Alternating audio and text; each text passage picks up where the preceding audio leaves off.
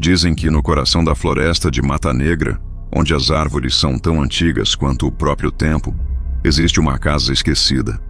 Um casarão de madeira retorcida e janelas como olhos vazios. A trilha até ela desaparece e reaparece conforme a vontade da mata.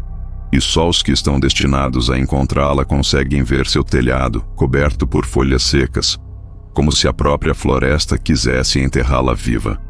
Foi numa tarde de outono que 4 amigos resolveram se aventurar. Lucas, Ana, Caio e Marina. Tinham ouvido boatos na cidade vizinha sobre a tal casa que atraía os perdidos. Alguns caçadores diziam ter escutado risos infantis vindos da mata, mesmo quando não havia ninguém por perto. Outros relatavam vultos nas sombras entre as árvores. Ninguém ia até lá 2 vezes. Mas os 4 queriam emoção. Queriam desafiar o medo. Lucas levou a câmera, Ana, a lanterna, Caio, o isqueiro e Marina levava o diário do avô que falava da mesma casa, visitada por ele há 50 anos. Ele nunca mais foi o mesmo depois.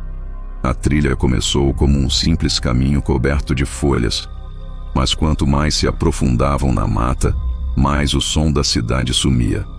Os pássaros pararam de cantar.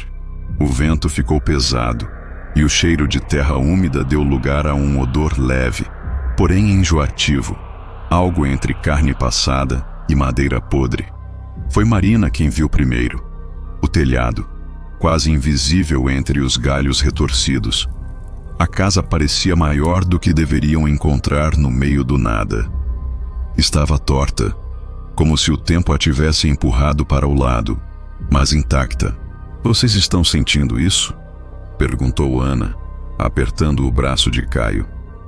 Era como se o ar ali tivesse parado, sem som, sem vento. Nem os insetos ousavam chegar perto da casa. Lucas, com a câmera ligada, caminhou até a porta. O ranger que ela fez ao abrir não parecia de madeira.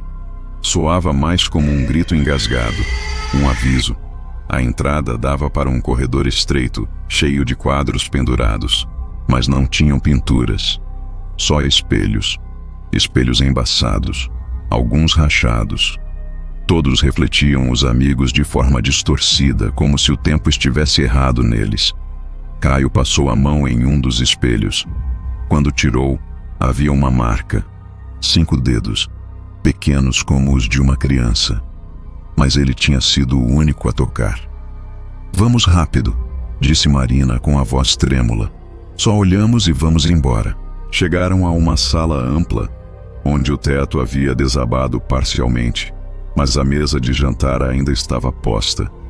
Pratos sujos, talheres enferrujados e uma vela ainda parcialmente derretida, como se tivesse sido usada ontem. Foi então que a porta da frente se fechou com força. "Foi o vento", tentou dizer Lucas, mas ninguém acreditou. A casa inteira gemeu. Um som de madeira, sim, mas também de algo que se arrastava entre as paredes. Eles tentaram abrir a porta, mas não se mexia. Ana apontou a lanterna para o corredor. No final, alguém os observava. Baixinho, um vulto de criança. Só que o rosto era um borrão, como um quadro mal pintado. A lanterna apagou. Gritos, passos, correria. Mas não adiantava. Toda porta que tentavam abrir levava para o mesmo corredor de espelhos.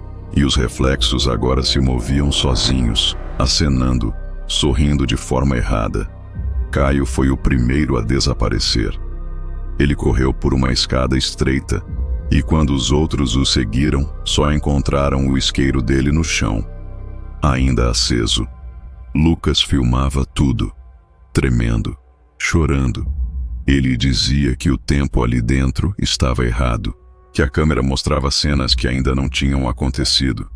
Imagens deles ensanguentados, chorando. "A casa, ela está gravando a gente", sussurrou. Marina abriu o diário do avô desesperada. As últimas páginas estavam borradas, mas uma frase aparecia nitidamente. escrita com algo que parecia ferrugem: "Não olhe para os olhos deles." Foi tarde demais. Ana encarou um dos espelhos e começou a rir. Um riso seco, sem alegria. Seus olhos ficaram opacos, como vidro rachado. Ela virou o rosto devagar e não era mais Ana. Ela correu, sumindo por uma porta que não existia antes. Lucas e Marina estavam sozinhos. "Temos que queimar isso", disse ela, apontando para o diário. Mas antes que pudessem fazer qualquer coisa, um som de passos miúdos surgiu. Muitos, como de dezenas de crianças, correndo atrás das paredes, acima do teto, debaixo do chão. A casa sussurrava, chamava os nomes deles: Lucas, Marina. Eles tentaram fugir, correram escada acima, chegaram a um quarto, trancaram-se. Lá dentro, brinquedos antigos e bonecas sem olhos. A câmera de Lucas caiu. Gravou o teto. Gravou as sombras que surgiram. Gravou o momento em que ele foi arrastado para o armário, gritando, as unhas deixando marcas no chão. Marina ficou sozinha. O diário caiu de suas mãos, aberto em uma nova página que não existia antes. Agora você é a casa. Ela olhou ao redor. O quarto mudou. As paredes estavam limpas, a cama arrumada, as bonecas de volta à prateleira. A janela aberta deixava entrar o som dos pássaros, como se nada tivesse acontecido. A casa, satisfeita, adormeceu novamente. E até hoje, quem entra na floresta pode encontrar uma trilha entre folhas secas. E se olhar bem, pode ver uma silhueta na janela do casarão. Uma garota de olhos vazios segurando um diário, esperando por companhia.